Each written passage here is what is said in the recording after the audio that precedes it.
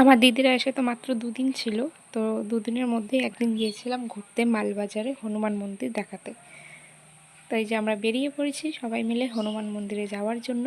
আমি আর আমার বর তো আর ঢুকতে পারিনি হনুমান মন্দিরে, কারণ আমাদের পড়েছিল অসুচ, তার জন্য আমরা ঢুকিনি। কিন্তু আমার দিদি, আমার মা, আমার জামাইবাবু ওরা ঢুকেছিল, সবাই ওরা দেখে এসছে, আর আমরা বাইরে এখানে দাঁড়িয়েছিলাম। মন্দিরটা বাইরের থেকে দেখতে এত সুন্দর, ভিতরে তো আরও খুব সুন্দর হবে জানি।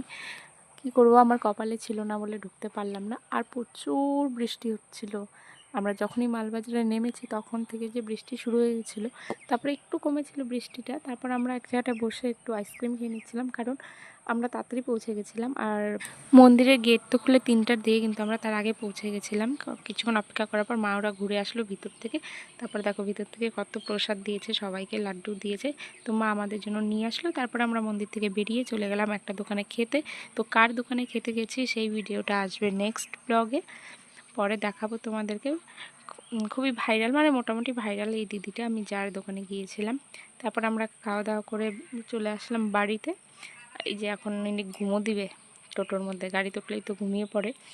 এই যে রাস্তা সুন্দর দেখতে দেখতে চলে আসলাম। রাস্তাটা খুব ভালো লাগে মালবাজারে, এখান থেকে আসার সময় পাহাড়টা দেখা যায়। আর এইদিকে রাত্রেবেলা আমার দিদি রান্না করছে চিকেন কষা, সবাই মিলে খাবো রাত্রে চিকেন কষা। আর এইদিকে যে ওনারা শুয়ে আছে, কারণ আমার দিদি খুবই ক্লান্ত হয়ে গেছে বর্দি, তার জন্য মেজো দিদি রান্না করছে। আর এখানে আমার মা আর আমার বর বাইরে বসে বসে গল্প করছিল। আর এইদিকে আমার এই যে ছোটো দিদির ছেলে খাচ্ছে চিকেন কষা, ও বলছিল খুব দারুণ হয়েছে। তো চলো ভিডিওটা এখানেই শেষ করি, দেখা হবে নেক্সট ব্লগে। কয়েকদিন পর পর কয়েকটা